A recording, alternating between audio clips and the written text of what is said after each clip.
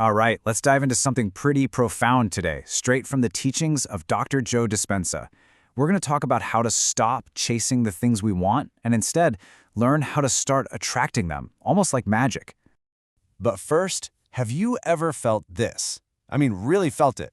Why is it that the things you want the most, that job, that relationship, that feeling of peace, seem to get further away the harder you chase them? It's like you're running on a treadmill, right? Well, that brings us to this really fascinating idea, the paradox of the chase. It's this wild concept that the very act of desperately wanting and pursuing something is exactly what pushes it away from you. I love this metaphor. Just picture it. You're in a beautiful garden, and every single thing you desire is a piece of ripe fruit. But instead of just reaching out and picking it, you're running around frantically chasing it as it scurries away from you.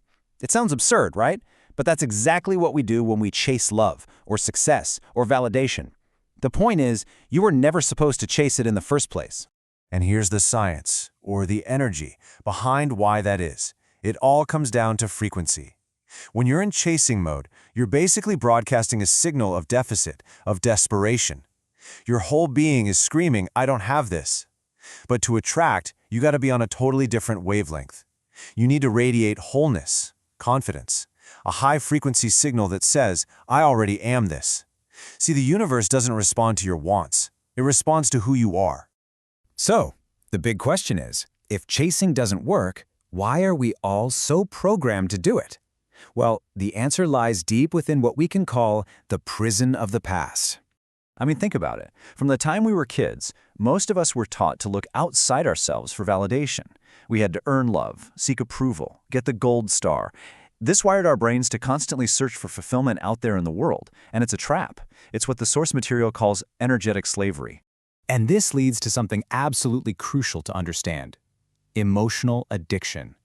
Your body can literally get hooked on the chemical rush of old, familiar emotions, like anxiety, or feeling unworthy, or that constant sense of lack. Your body gets so used to that feeling that it unconsciously creates situations to get its fix, keeping you stuck in the exact same loops over and over again. And this quote just says it all, doesn't it? It's so simple and so powerful. If your very cells are addicted to the energy of your past, you're just going to keep recreating the same old life.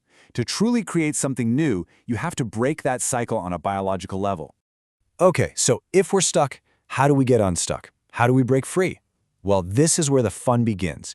It's about shifting our focus from out there to in here and becoming an energetic magnet. This is the question that can change everything. Just sit with it for a second. What if you stopped waiting to be chosen for the job, by the person, for the opportunity, and you just started right now, choosing yourself? This is a massive shift from seeking to being. And here's what that looks like in practice. The old self is basically an empty vessel. It's always reacting, always needing, always seeking something from the outside to feel whole. But the new self, that's an overflowing source. It creates, it radiates, it attracts. You stop trying to get energy from the world and you become the energy.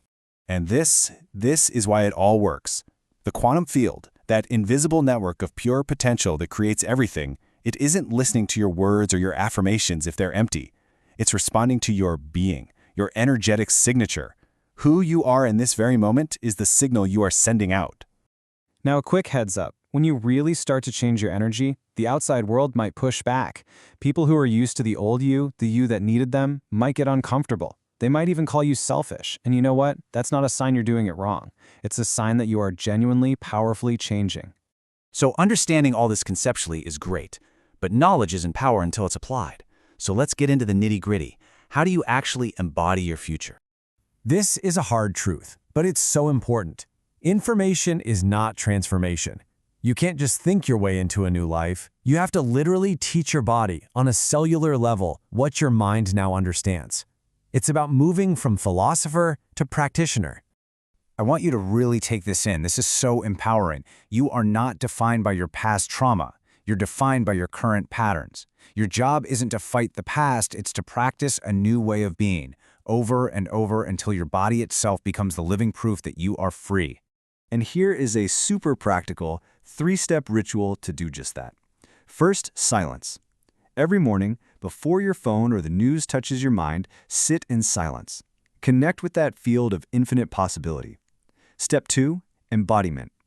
While you're there, generate the feeling of your future. What does abundance feel like in your heart? What does freedom feel like in your chest? Feel it now for no reason at all.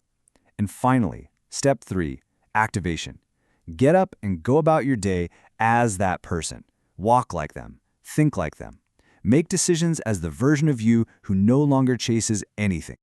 Once you commit to this practice, day in and day out, you move into the final stage. You begin living as the new signal. This isn't something you do, it's something you become. A huge part of this is learning detachment. You just can't attract something if you're desperately trying to control how and when it shows up. And let's be clear, detachment is not indifference. It's not about not caring.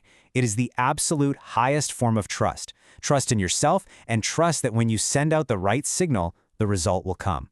So, let these become your new mantras. Let them sink into your bones. I don't chase, I attract. I don't beg, I become. I don't force, I align. These aren't just pretty words, they are declarations of a whole new state of being. And all of this work, all this practice, culminates in this one magnificent realization. I am no longer a seeker. I am the signal. You stop looking outside for answers and realize you are the source. Ultimately, it really all boils down to this. Your energy is 100% your responsibility. And when you make a conscious decision to become unavailable for anything, any person, any situation that dishonors your truth or pulls you back into that old needy energy, everything changes. The game changes.